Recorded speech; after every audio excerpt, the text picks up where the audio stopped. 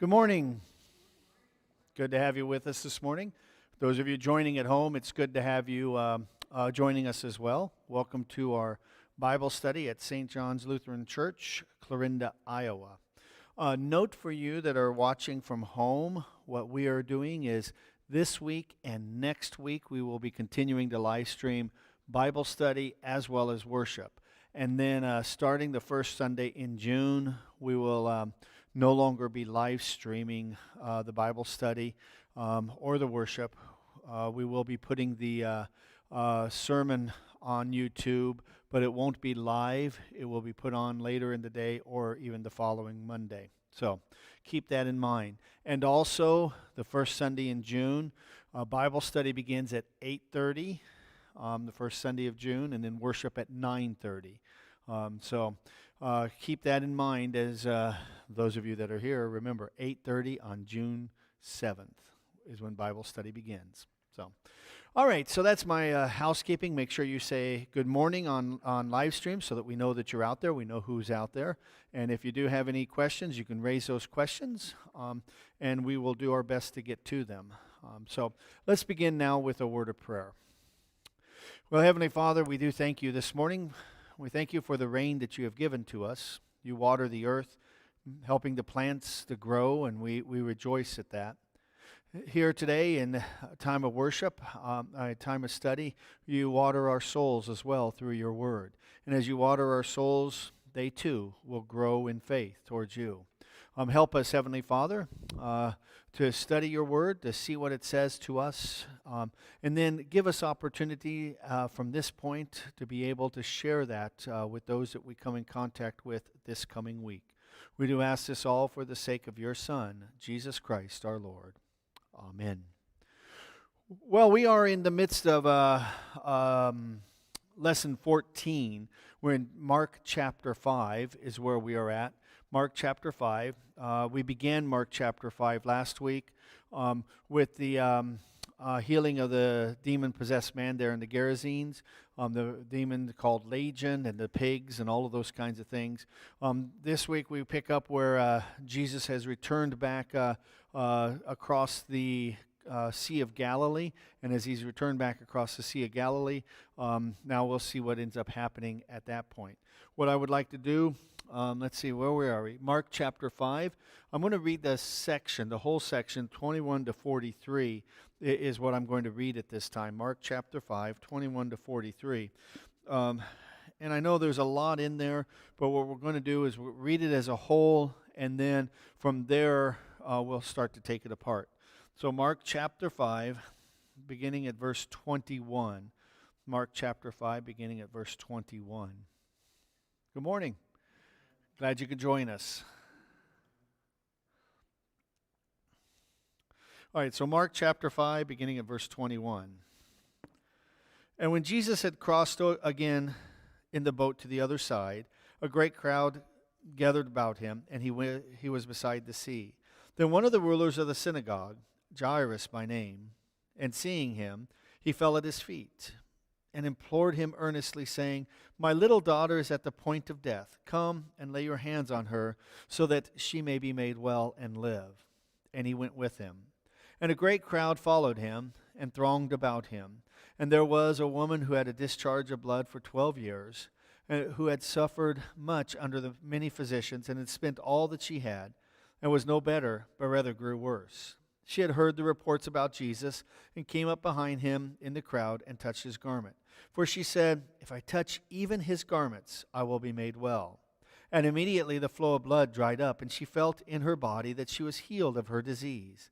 And Jesus, perceiving in himself that power had gone out from him, immediately turned about in the crowd and said, "Who touched my garments?" And his disciples said, "You see the crowd pressing around you, and yet you say, 'Who touched me?'" And he looked around to see who had done it. But the woman, knowing what had happened to her, came in fear, trembling, and fell down before him, and told him the whole truth. And he said to her, "Daughter, your faith has made you well. Go in peace and be healed of your disease."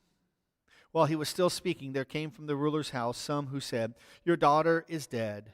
Why trouble the teacher any further?" But overhearing what they said, Jesus said to the ruler of the synagogue, "Do not fear, only believe." And he allowed no one to follow him except Peter and James and John, the brother of James. They came to the house of the ruler of the synagogue, and Jesus saw a commotion, people weeping and wailing loudly. And when he had entered, he said to them, "Why are you making a commotion and weeping? The child is not dead, but sleeping." And they laughed at him. But he put them all outside and took the child's father and mother and those who were with him and went in where the child was.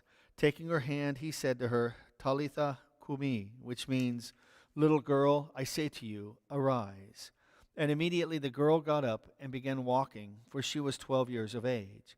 And they were immediately overcome with amazement. And he strictly charged them that no one should know this, and told them to give her something to eat. All right, so that's the section that we're going to be looking at here as we continue. I should have done that.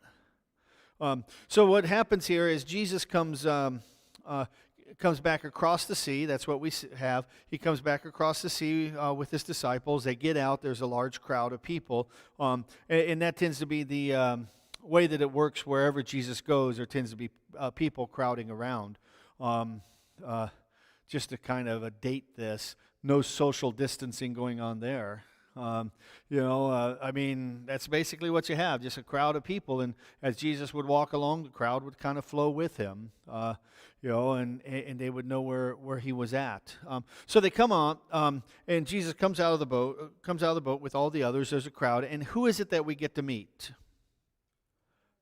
Jairus. Very good. This is where the ones that are here in church get to speak out. Those of you at home, if you speak out, I can't hear you, but you can speak out anyway if you wish at home. These are the folks that get to answer our questions. We meet Jairus.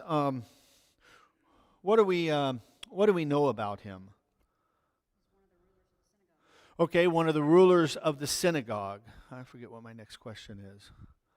Okay, go backwards. One of the rulers of the synagogue. What you have is in the synagogues, much like we have in churches, you have those who care for it. It doesn't mean that he's a teacher of the synagogue, but he's one of those that, for us, kind of an equivalent to what we would put in mind would be he's one of the members of the church council. Is what he would be.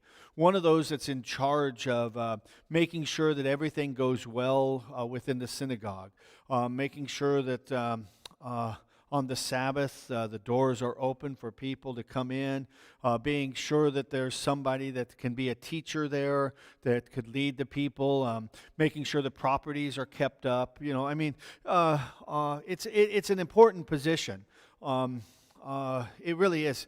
We sometimes don't think about members of the church council or members of various boards in our congregation. We don't think about that as being an important position. In fact, many times when asked, "Well, would you be willing to serve?" We look at it and say, "Oh, I don't want to do that." It's almost as though it's not as important as all the other things that you have going on within your life. And I understand we all have things going on within our lives, but it's an important position because within our churches, this is what helps us to make sure things run. During this pandemic, it was the church council, the board of elders, working on things, the church council giving guidance, helping us to figure out what to do and how to do it, which I know I greatly appreciated because, like everyone else, having never gone through it before, you need guidance. You need to talk it out. You need to work it out. And so it becomes we have to understand how important those positions truly are. For most of the time, you think about it, you come in, the doors are open, you sit down, you have your worship service or you have your Bible study, you get up and you leave, and you don't think about all the things that have gone on to make that possible. Within the synagogue, it's that same way. Jairus would be one of those people that's making sure everything's ready, making sure that people, when they come in to worship, that things are there ready for them to go. So that their time within the synagogue is a blessed time. not a time of disaster, so to speak. So it's a very important position, is what Jairus has. And what's his request of Jesus? What's that? Help his daughter. That's right. His request is to help his daughter. What's wrong with his daughter? Yeah, she's almost ready to die. She's very sick. Whether he's aware that she, how sick he truly is, she's at the point of death. What does she have? We don't know. But we do know she's very sick. He has seen and he has heard about Jesus. He has seen Jesus healing, and he has heard about Jesus healing. And so his thought is, Jesus, if you can get here quick enough, you can heal my daughter and she won't die. Any parents would have that same feeling. Let's go, Jesus. There's a sense of urgency here. All right? We have a real sense of urgency as she talks to Jesus. Or he talks to Jesus. My daughter, she said, come and make her well.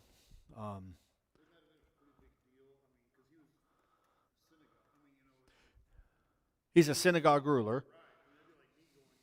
Well, yeah, president of the church council, president of the congregation, saying, I have this issue, Yeah. Can you heal my daughter?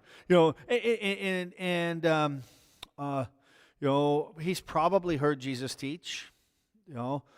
Jesus is probably taught there in the synagogue. So he's got an opinion about Jesus.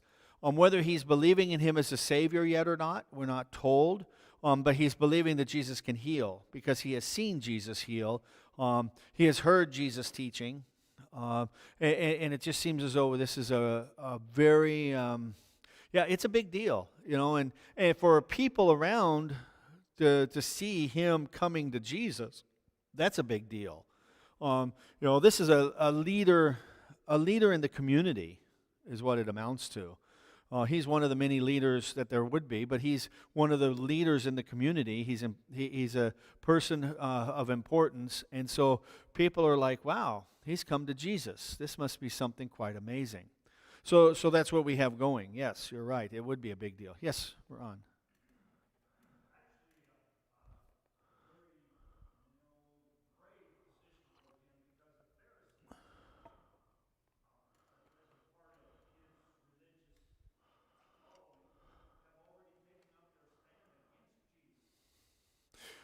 Ron says, for those of you at home who can't hear that, it's a brave stand for him to take because the Pharisees and even the Sadducees have taken a stand against Jesus, have taken that stand, and there's already that opposition starting to develop against Jesus.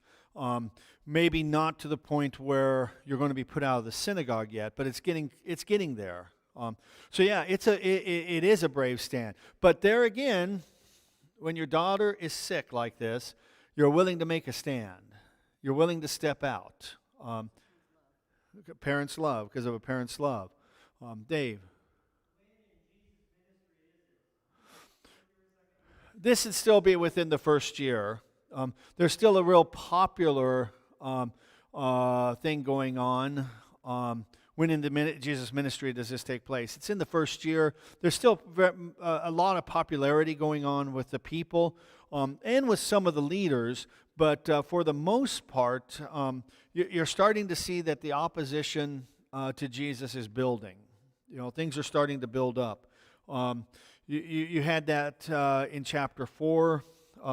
As the Pharisees are starting to come against him, chapter 3, they're a little bit of, blaspheming and so you have this kind of starting to build against him. But the first year is really his year of popularity. It's like the first year a pastor has in a congregation.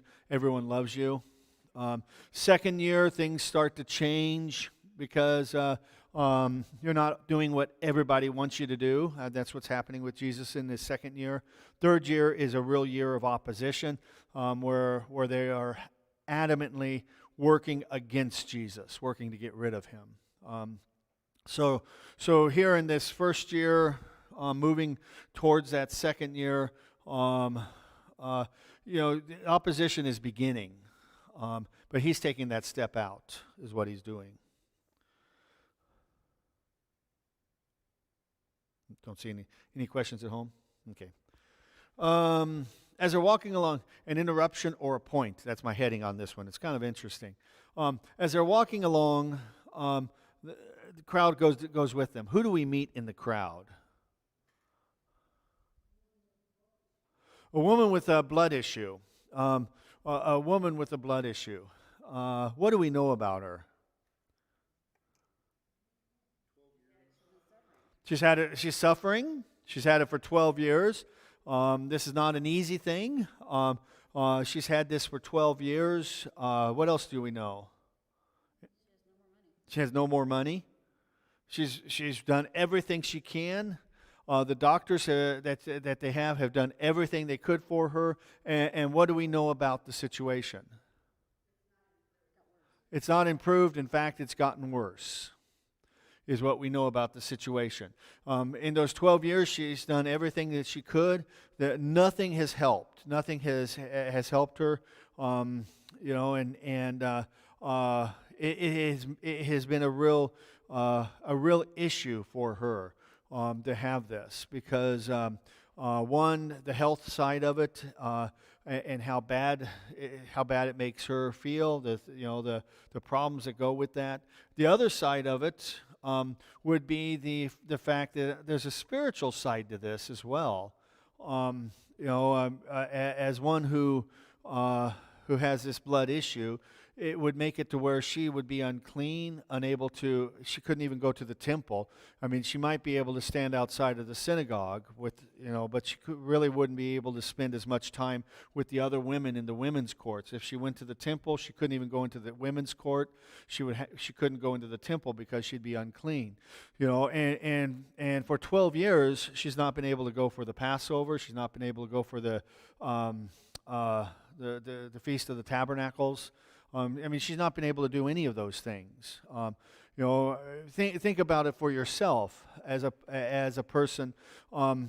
If you were unable to celebrate in church, were unable to celebrate Christmas, unable to celebrate Easter, year after year after year.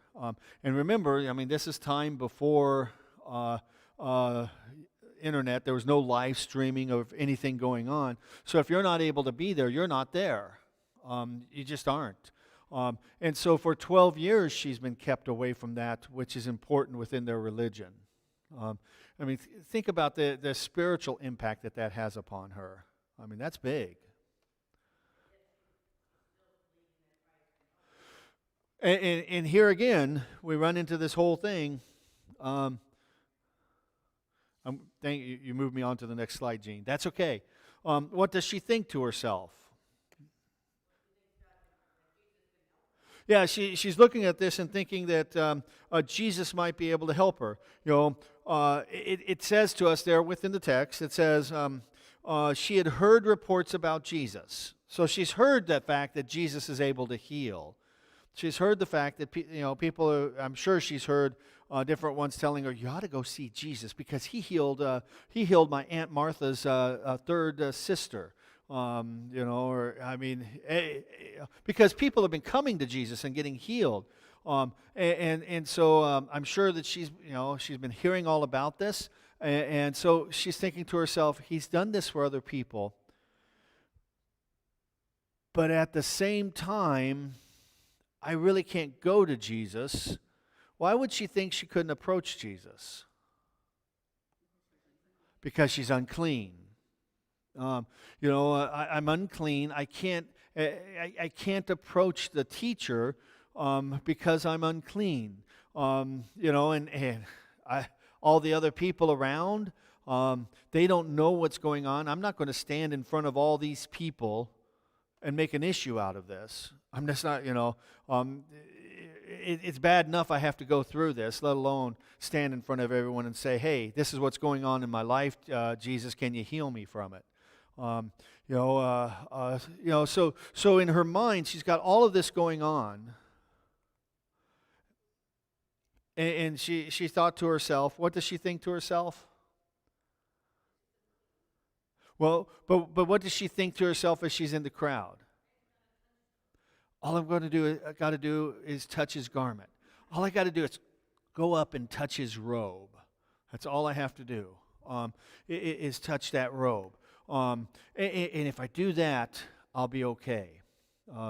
And this could take us into a whole nother type of ministry that we could have here within the congregation. We can get ourselves this ministry that starts to say, if you send your donation in now, we'll send you a cloth that you can lay upon your TV, and you can touch that cloth when you are ill, and when you touch that cloth, praise God, you'll be healed. What's that? Oh, okay. Well, maybe we're not going to start that.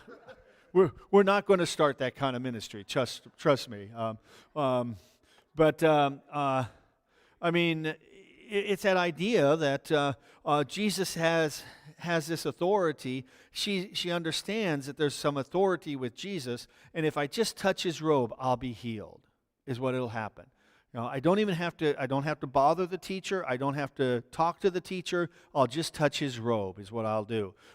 Because I don't want anyone else to know about what's going on. I don't want anyone else to be aware of the situation of my life. I'm not worthy.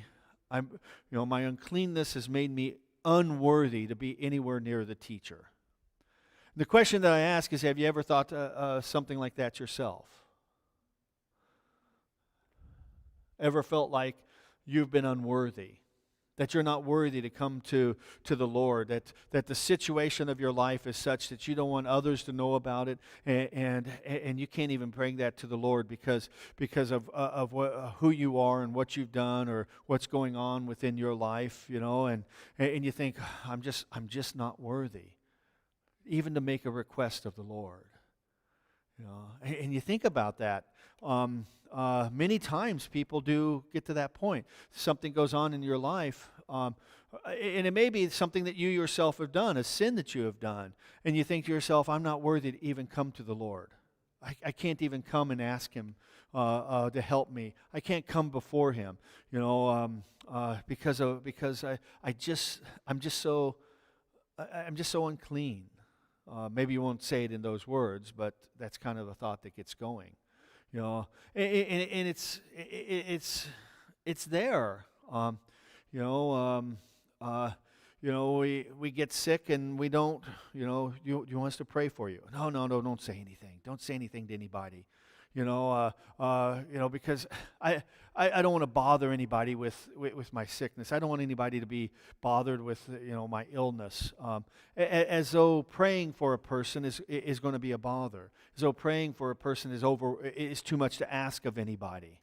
No, we should be lifting each other up in prayer. We should be taking those petitions to the Lord. And how important that truly is. To have that fellowship and that brotherhood that works together to say none of us, no matter what, none of us is unworthy. None of us need to be kept away from the Lord because of what's going on within our lives. But we kind of build that, we kind of build that idea that that's what happens. Yeah, Emily.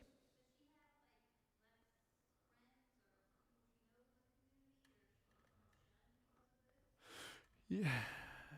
We can make a guess. Emily wonders if she doesn't have very many friends or if she's shunned in community because of the issue of blood and that.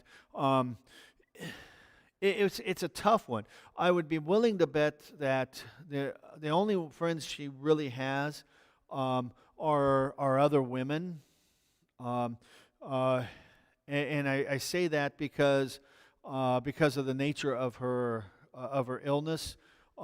Men would shun her, would stay away from her because she's unclean and never able to be clean, and so therefore you wouldn't be around her. Other women would have that problem where once a month they're unclean, and then they have to go through the process of going through the process of being made clean again. But she's never able to be, So I'd say she probably. if she has friends, she probably has other women who are her friends, because they'd be able to understand what she's going through and be willing to be with her, because they themselves have that happen regularly as well. Surely.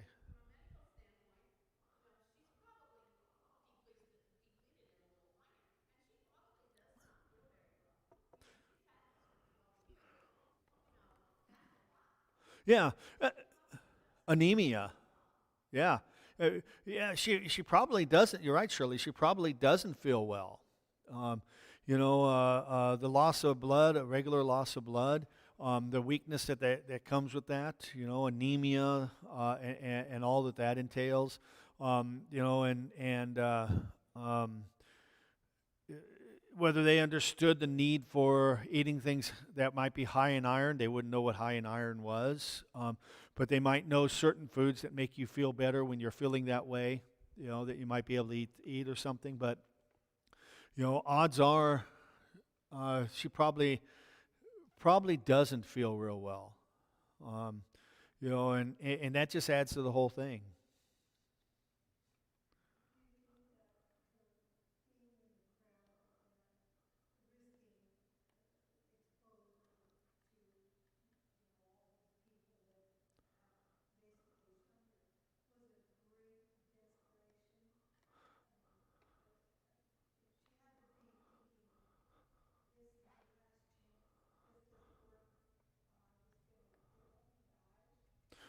Okay, the question is, do we think that she's taking a great chance at this point, getting into a crowd, being around all the people, thinking to herself that maybe this is her last chance, the last chance to be made well from this? She spent all her money on doctors. Doctors haven't helped her, and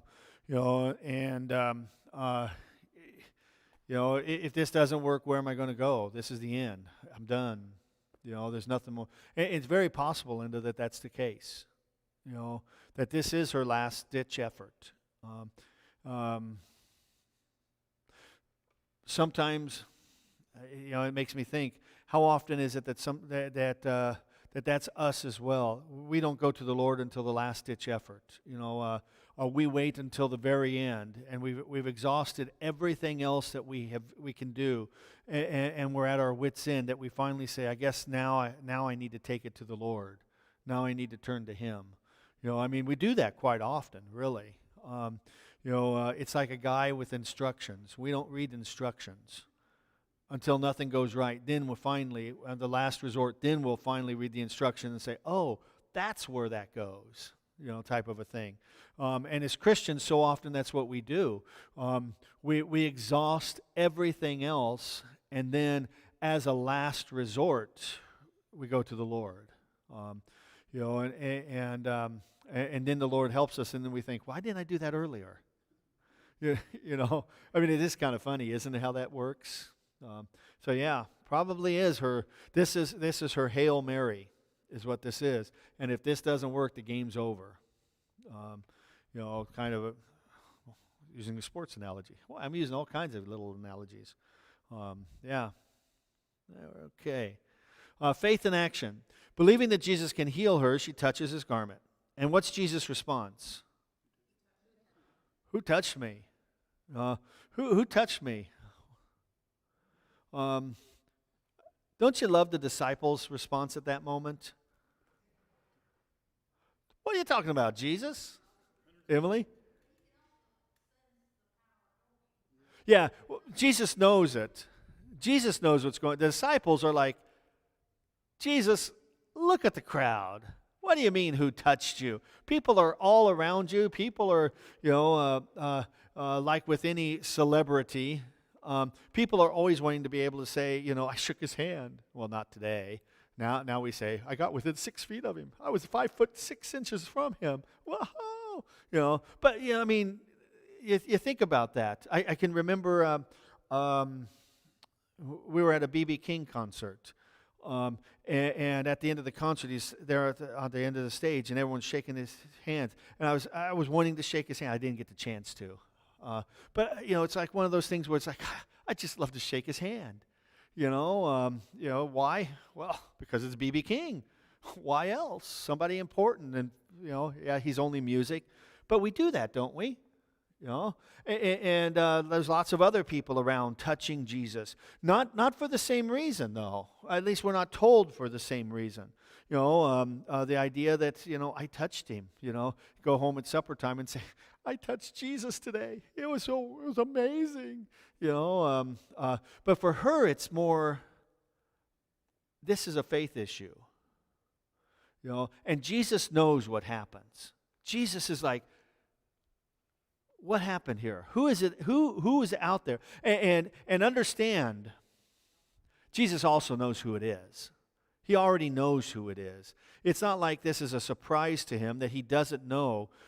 This is one of those moments where Jesus is giving her the opportunity to stand forth, to come forward in faith, is what he's doing. Jesus is not surprised that this happened, that he didn't, understand that with God, it's never I didn't see that coming. He did see it coming. He knew what was happening. Jesus did know what this woman had done and why she had done it.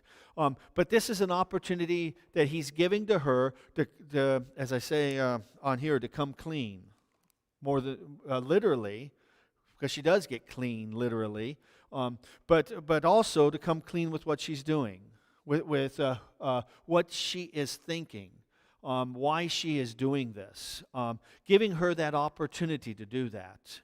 And that's what happens here.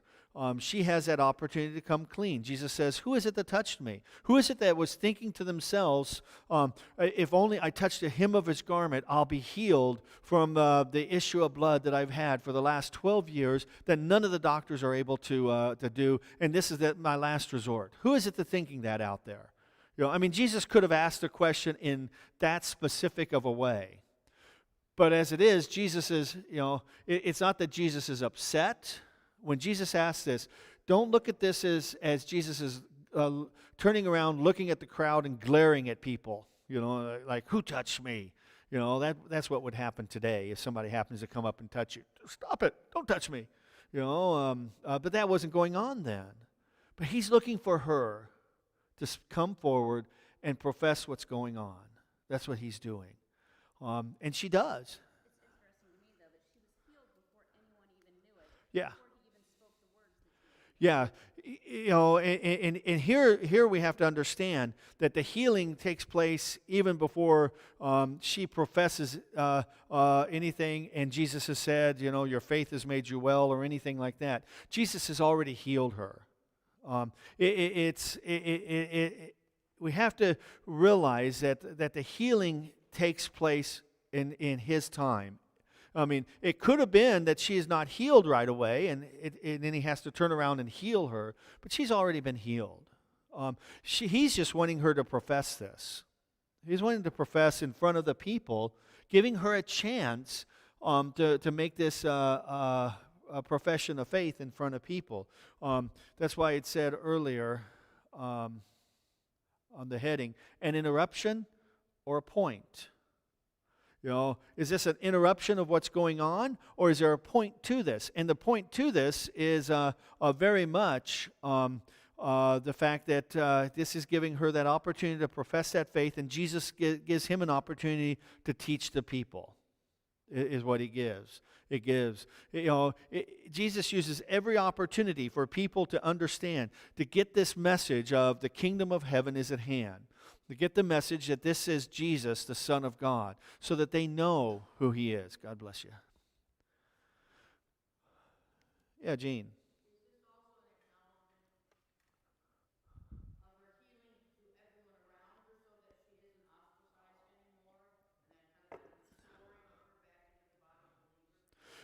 It could well be giving her that chance to do that. She would still have to go and show that she has been healed. She would still have to go and offer the appropriate sacrifices for it. She would still have to do all of those things according to the Jewish understanding, according to what they would have to do. But it gives that opportunity. It does give her the opportunity to be able to say, yes, I am healed, and have other witnesses who are saying, well, Jesus said she was. I mean, it's not something that you would readily know that this has happened, that she's been healed from. She knew immediately within her, as we all know, we know, at least I hope you know your bodies, and can tell when something's not right, or you can tell when something is right again, when things are going well. We should know our bodies well enough to be able to do that. So she knows immediately, I've been healed. It's done. And she will be able to, but she will have to go through all the appropriate rites and that in order to be made clean. Yes. She's afraid, as you can imagine. I guess I could look up there and see it probably just as easy. She's afraid, yet she shows her faith. But there's the question. It's kind of an interesting question that I ask. You think about it in her mind, when Jesus asked this question, it could run through her mind where she might think, is he going to take this away from me? Since I did this the wrong way, I didn't come to him in the right way or whatever. Is he going to take my healing from me? If I just disappear into the crowd and don't come clean and don't say it was me, maybe Jesus won't do that. But I've got to go. I've got to admit to what I've done. I've got to tell him what I've done. And there's always that little bit of fear that says, maybe he's asking that, because she doesn't know what Jesus' purpose here is. She could ask herself, is he going to turn around and say to me, I'm not going to heal you? You're going to continue with this? When you think about sickness, a prolonged sickness, those who have had prolonged sicknesses, and you feel as though you've been healed from it because you know your body and you know things are improving, there's always that niggling thought in the back of your mind, is it coming back? Is it really gone? And here for her, is this really gone? Is Jesus going to not let me have this? Is he going to take it from me? I mean, that's a scary thought. He doesn't. He doesn't take that from her. Sorry, that was me. No, that wasn't me. That's the Lord. I thought I blew into my microphone and that thunder at the same time. It's really wild. That wasn't me. I have to be careful. I don't breathe too heavy into the microphone, because then it sounds like horses going through. What does Jesus tell her? You've got it. Your faith has healed you. You have believed in me, and this healing has come to you. Don't worry. I'm not taking it from you. You've got it. You've got your healing. Daughter, your faith has made you well. Go in peace and be healed of your disease. It's that reassurance to her that she's not just dreaming that it's okay. It's not just a dream or you ever had that happen to you where you try to convince yourself that everything's okay, and if you convince yourself enough that means you're not going to be sick with whatever it is again, kind of like going to bed and you got a big day tomorrow, but you go to bed and you're feeling sick to your stomach or whatever, and so you try to convince yourself, I'm not really sick to my stomach. I'm not really sick to my stomach. I can't be sick. I can't be sick. And you're hoping beyond hope that you're not. But you would have that going on in her head, and Jesus assures her, nope, you're well. Don't worry about it. You're well. You have been healed. And kind of goes with what you were saying there too, Gene, to everyone around, because they would know who she is, at least those from her community. We don't know exactly which community she comes from, but those from her community would know that. And it's an opportunity for them to also know she's no longer sick. She is well. So that when she goes and offers her sacrifices for her cleansing and that, this is a valid thing, that she is healed. and they can welcome her back in. And her whole life changes at that moment. It changes big time.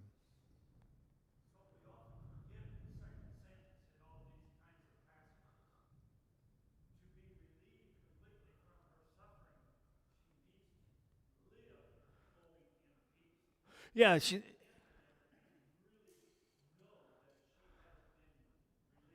yeah, Ron's point is that to remember the go in peace, to live in that peace, to know that this has taken place. And so often we do forget about that peace. We really do.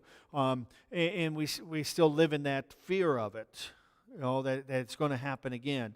And there is when you have an ongoing illness, there is that you've been healed of, even if it's medically healed, you always have that little bit of fear in the back of your mind that's going to come back, is what you have.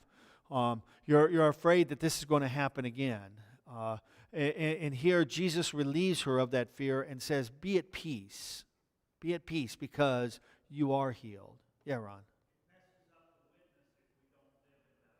It does mess up the witnessing if we don't live in that peace. If we continue to live in the fear, our witness can really be messed up, because we don't make the witness that we should be making. The peace of God that passes all human understanding. Keep your hearts and minds in faith unto life everlasting. We end a sermon with that, but there's a real depth of meaning to that. It is a peace that guides you in your day. So that you're able to make that witness to other people. This is what God has done. And she's able to make that witness. This is what Jesus has done for me. How did you get healed? Well, let me tell you about it. I was going along in a crowd. I just happened to think to myself, maybe if I touched his garment. I touched his garment. It was like, whoa, it's all gone. And then Jesus says to me, I'm healed. It's like, whoa, I am healed. That's how come I'm here with you, because I've been healed by Jesus. I know that's a bit of a paraphrase, but what can you say? Yes, Gene.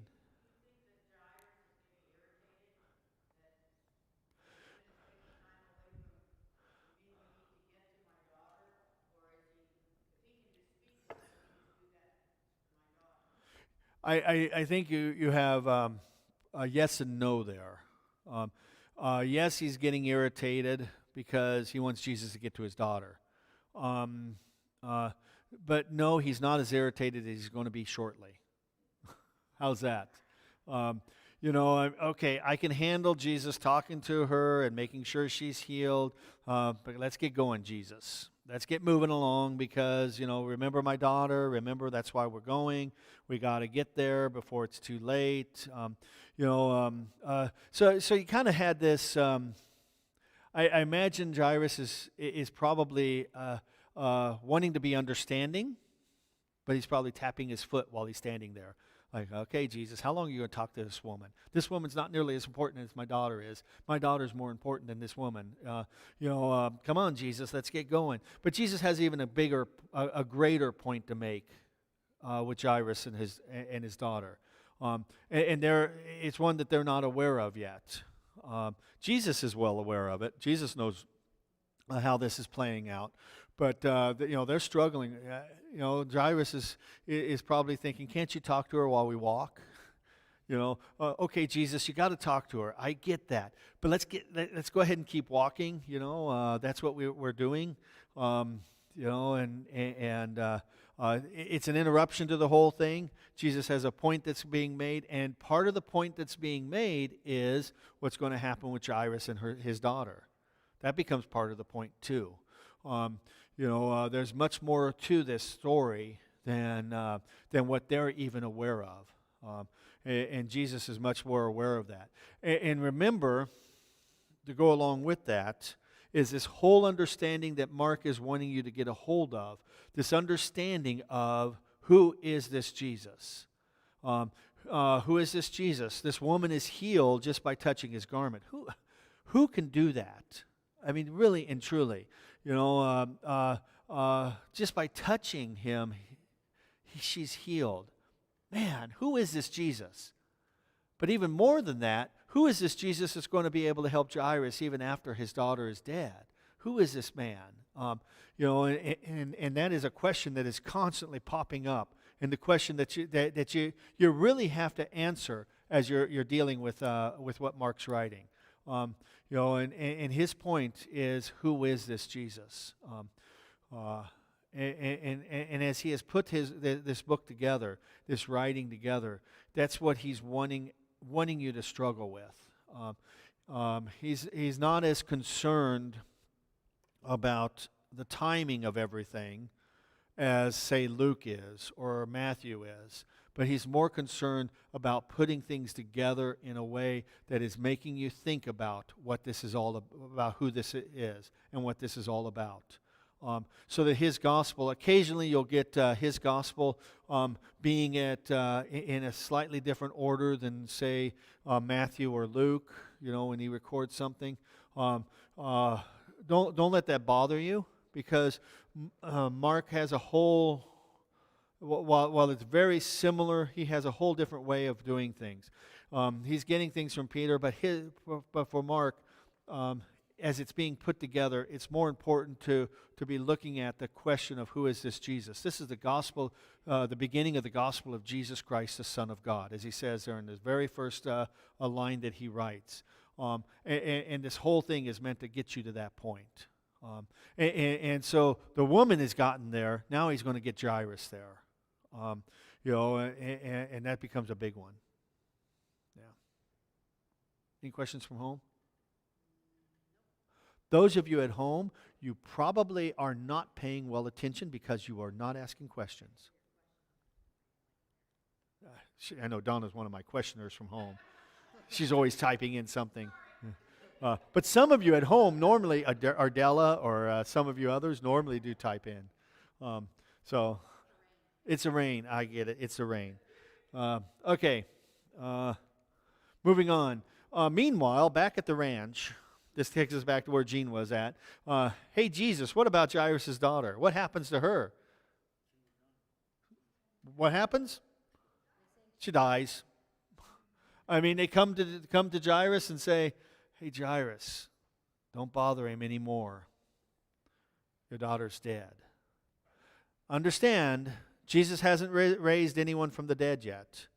It's not like they have a Lazarus they can look at and say, well, he raised Lazarus. Why can't he do that for, this is, Jesus has healed people that could be dying, but he's healed them while they're still alive. And now they come and they say, Jairus, your daughter's dead. Don't bother him anymore. Well, that's just a question that I have there. What is he told? Don't, and the whole idea there is, don't bother him. And here is a challenge for Jairus. And the challenge is, do you still trust Jesus? Or do you get angry with Jesus? Because go back to what you were saying, Gene. What is Jairus doing while all this is going on? The idea, if you wouldn't have bothered Jesus, he may have been able to get to my daughter and heal her before she died. It's your fault that she died. You stood in the way of Jesus. You made it to where he stopped. He could have been down the road a ways, or maybe even been there, and everything would be okay. I mean, it'd be easy to have that happen, wouldn't it? Martha says that, doesn't she? Penny says that. Martha says to Jesus, if you had been here, my brother wouldn't have died. Mary says the same thing. They struggle with that. If you had come, Jesus, my brother wouldn't have died. But Mary and Martha, keep in mind, Mary and Martha are down by Jerusalem. Jesus isn't down with Mary and Martha when this is going on. Jesus is up here in Galilee. They don't have Facebook. There's no Twitter out there where where Jairus can tweet, Jesus raised my daughter. And show pictures of her, and do a TikTok of Jesus raising, the daughter and all that. These things aren't going on. So they, while you had Jairus' daughter being raised on behalf of Mary and Martha, while you have that going on, it's just, is it true or is that just one of those tales that people tell that get larger as it goes along? Yeah, I mean, it's just those Galileans talking. We know those Galileans. They can come up with some wild tales up there. They're not like us Judeans down here. But the people's reality is that once you die, you do die. That's what the reality is. That's a reality. And that's our reality too. I mean, Jackie says the people's reality is once you die, you're dead. I mean, that's the reality, isn't it? I mean, isn't that our reality as well? That's where we live, except, Dave would understand this phrase, except that we're Easter people. You'll get that in the sermon today. The resurrection makes a different reality for us. But even with the reality of Easter that we have, we still look at death and we struggle with that as it's final. They're dead, and someone's death can take a Christian, a believer who has been holding on to Jesus for 40 years of their life, or 50 years of their life, or 60 years of their life, and their loved one dies. If only Jesus would have been here sooner, they wouldn't have died, and it turns them away from Jesus.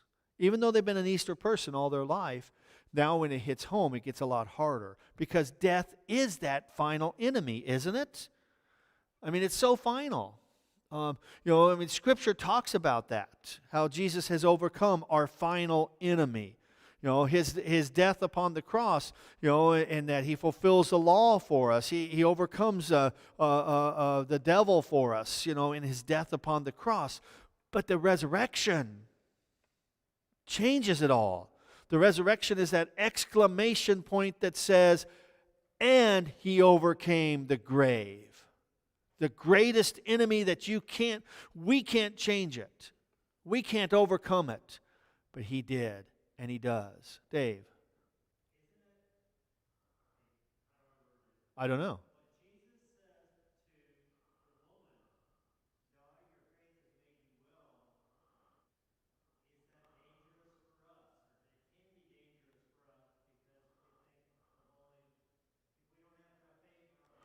Okay, I see where you're going. He's backing us up from Jairus. He's taking us back to where Jesus says, "Daughter, your faith has made you well. Be at peace. You've been made well." Is it dangerous for us to look at that and think to ourselves, if only I had enough faith, I can be healed from something. If only I had enough, if only I believed enough, I can be healed of something. See, and it is very dangerous, because that puts the onus on us rather than on God. The healing now becomes something for us to do rather than for God to do. The temptation is always to say it's about us. Whether it's our salvation. Isn't that what works righteousness says? It's about us and what we do to save ourselves. And we are the ones that do this. But also when it comes to healing, the onus gets put on us. If you believe enough, you will be saved. If you believe enough, you will be healed. And if you're not healed, well, that means you're not believing enough. That means you need to get a better faith. You need to get a stronger faith. You need to do something to get your faith better, because it's your problem. You're the one that's stopping God from healing you. Excuse me? If God wanted to heal you, He's going to heal you. He's going to heal you even if you don't believe in Him. That's something that you have to understand. Even if you don't believe in Him, He will heal you. It's not a matter of how strong your faith is. It's a matter of what His will is at that moment. Because there are many, many, many people who are unbelievers in this world who are healed. And you're going to say, well, that's the doctors or that's the medicine doing the healing. I'm sorry, folks, but the doctors and the medicine can't do anything without God. Period. And every time someone is healed from their illness, even through a doctor or through a medical procedure or through a treatment, even when that happens, that's from God. That's his healing. He uses the doctors, he uses the medical profession, he uses the pharmaceutical industry. He uses those as a tool for that healing. But I tell you what, if it wasn't for God, none of that would happen. And if only believers are healed, unbelievers would be dropping over all the time. I mean, if you're an unbeliever and you go in the hospital, you'll never come out. If we would say you've got to have faith to be healed, there would never be an unbeliever. I mean, well, maybe it'd stop people from being unbelievers. They'd start believing in Jesus. It's like, oh, look at that. He was an unbeliever. He went in, he died. She went in, she died. Oh, I'm going to start believing because I don't want to die. Well, I'm sorry. As a believer, you're still going to die. Being a believer doesn't stop you from dying because you're still going to die. So yeah, I mean, it's a real temptation to put the onus on us, on me. It's up to me. And I've run into that before. And you really get into that in some of the charismatic churches, where they have healing. And the idea is you have to have enough faith to be healed. And if you don't have enough faith, you won't be healed. And the only reason why you're not healed is because you don't have enough faith. And what an absolutely horrendous thing to say to somebody. I believe in Jesus Christ, and I'm sick. Sorry, you don't have enough faith. Man, that really crushes a believer, doesn't it? That crushes you. It's like, I thought all along I believed in Jesus. Maybe I don't. No, you believe in Jesus. It's just not his will for you to be healed. Did you have a question?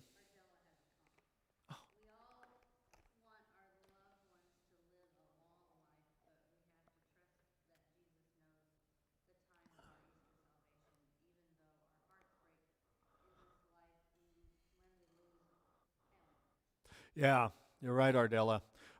We all have to realize we don't want to lose our family members. We don't want to lose our loved ones, whether it's a spouse or a parent or a child or a neighbor or an aunt or an uncle or whoever it might be. We don't want to lose anybody. We don't want anyone to die because it hurts when they die. But we also, as Easter people, we also realize that that death is not the end for the believer, that there is that eternal life and that they will rise again, physically rise again from the dead on that last day. But when they die, they are with the Lord, their souls are with the Lord. And the assurance that gives to us and the peace that gives to us in the midst of that struggle, it still hurts, but it's there. I'll bring a passage out in the sermon today from 1 Thessalonians chapter 4. That passage talks about that where, Paul starts it all out. We don't want you to be ignorant, brothers. We don't want you to be unwise in about those who have died. We don't want you to grieve like somebody who has no hope. We believe that Christ has risen from the dead and that he will raise him from the dead, all the believers from the dead, and that's what gives us hope. We grieve. We mourn. It hurts. It's a terrible, terrible thing to have a loved one die because it's a part of you is being torn from you. That's what death is. Death is that enemy that came because of sin. And because of that, we fight tooth and nail not to have to face death, but we all are going to face it. Unless Christ comes first, we don't get out of this world alive. None of us do. No matter how strong your faith may be. If you had a strong enough faith and that means you're going to be healed and you'll never have to die, why did Abraham die? You talk about a man who had faith. He should still be alive today. But he died. After all, he's held up as the father of all who believe, isn't he? You start to realize that. Death is that enemy that is there, which is why God says don't eat the fruit of the tree, because if you eat the fruit of the tree, you're going to die, and that's going to be a terrible thing for you. But I tell you what, I've got a plan. And there again, God already had a plan. It wasn't like, oh man, what do I do now? They ate the fruit. No, he already had the plan. It wasn't something where he was surprised. Well, I thought I'd go farther, but I didn't.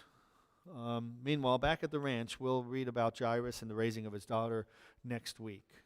Is what we'll do. Oh, I just gave away the that was a spoiler, wasn't it? Oh man, Ron.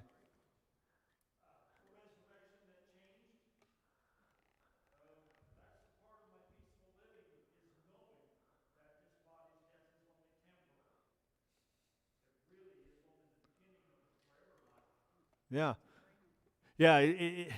This body's temporal, but I know that death is not the end of it, that's what we are as Easter people. So, all right, we're going to stop there. We'll pick it up next week.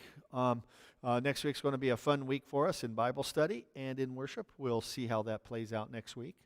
So, all right, let's close with our Lord's Prayer, shall we? Our Father, who art in heaven, hallowed be thy name. Thy kingdom come, thy will be done on earth as it is in heaven. Give us this day our daily bread, and forgive us our trespasses, as we forgive those who trespass against us. And lead us not into temptation, but deliver us from evil. For thine is the kingdom, and the power, and the glory, forever and ever. Amen. Those of you at home, I'll see you shortly at 10:30, unless you happen to show up.